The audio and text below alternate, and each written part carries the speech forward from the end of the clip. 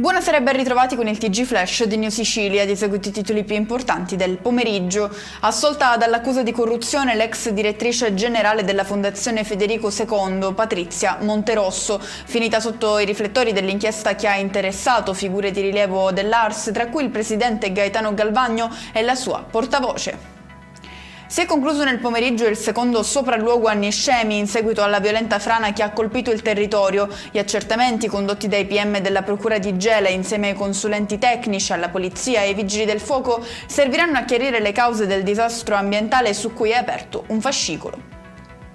Se diversi provvedimenti di espulsione a carico dell'immigrato irregolare che ha ucciso Santorea a Catania lo scorso maggio fossero stati eseguiti, il ragazzo oggi sarebbe ancora vivo. Con questa motivazione, durante la prima udienza del processo, i legali della famiglia hanno chiamato il Ministero dell'Interno come responsabile civile per la morte del giovane pasticcere.